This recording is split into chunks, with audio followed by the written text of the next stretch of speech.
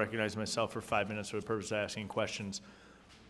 The Committee on House Administration, we oversee the legislative branch and authorized committee budgets. The Supreme Court decision in Loper-Bright sent a clear message that lawmaking authority rests with Congress. In the wake of that decision, this committee has a real opportunity to ensure that Congress leverages its resources effectively. So out of the gates, question, I'm going to come down the row, starting with you, Mr. Ray, and we'll come down. As currently structured, is Congress set up to review the rules coming out of the administrative state? Yes or no? No. Mr. Talon? No. No. So no. So then the question becomes, how do we restructure Congress to take advantage of this opportunity that's been given to us to reclaim authority, and it's been given to us by the Supreme Court? And what I'd love is just to go down the row. I'm looking for a short-term answer. What can we do in the near term? And I want to come through and ask, what can we do in the long term? So short-term first is something that is actually accomplishable in the short term as we think about the structure of Congress. Mr. Ray? In the short term, hire more staff with relevant subject matter expertise. I think even easier than that, empower GAO, assign a task force to look into doing a pilot project along these lines. I'd be inclined to say hire staff that can work within the CBO and who can kind of pilot this idea of providing regulatory oversight support. Most of the regulatory reform reports you're supposed to be getting are overdue, so you can quickly work with judiciary and OGR and get the annual, but it comes out every 3 years, cost for benefit report. You can get the paperwork reduction report. It's 16,000 human lives in paperwork hours every year. And also just making sure that the CRA in particular is followed. If you look at the flow of rules at the GAO, not every major rule is getting reported, and I don't know how in the world you would determine whether those rules are being reported to you all. I don't think there's a single person who can tell you that they are. A little bit in the congressional record on communications with the executive branch, but that's the quick stuff to scoop up. Thank you.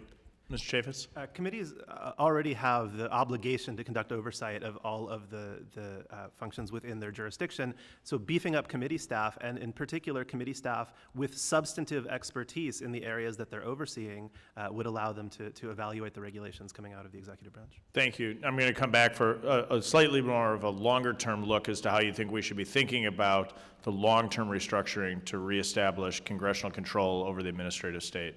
Mr. Ray? I don't see a way for Congress to reestablish control so long as it is in a fundamentally responsive posture to the agencies and the executive branch generally.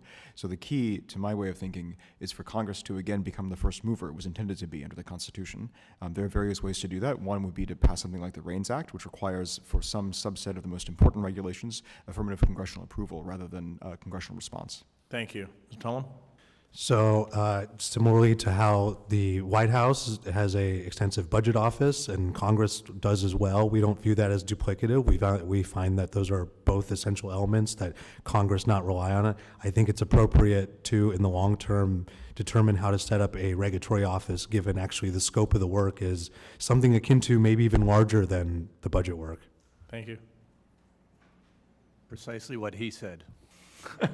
You're concise, Mr. Kosar. I like it. I support REINS in the congressional office like this too, but I would urge you all to look at each other and what you worked on in the past. The last time you had major regulatory reforms was a generation ago when you did the unfunded mandates, the small business, the paperwork amendments, and even the CRA. It was Harry Reid of Nevada leading the charge for the Congressional Review Act. That would astound you now to think that. But what was happening at the time was unfunded mandates on state and local governments and small business that got everyone's attention in this room. That's not happening now because those mandates are funded through infrastructure law, inflation law, CHIPS law, and they've got a lot of regulatory strings attached with regulatory dark matter and so forth. But eventually that money dries up. So I would say a lot of the ideas that you have are bipartisan. So longer term, regulatory budgeting, sunsetting, oversight, that sort of thing. There's a lot of that stuff that you all have worked together on the past on, and you can do that again. Very concisely, Mr. Chaffetz. I'm a little more skeptical than some of my colleagues of an office that's specifically designed to focus on regulation. I think, again, I'm not sure they would have the substantive expertise to review regulations coming from all the different parts of the administrative state. So again, I would urge long-term capacity building in the committees that already exist. Thank you very much. I think we have a real unique opportunity here, post-end of the Chevron doctrine, to really reestablish Congress as the primary maker of both law and an overview of the regulation. I think the REINS Act would move us dramatically in that direction. Appreciate all of our witnesses for being here today.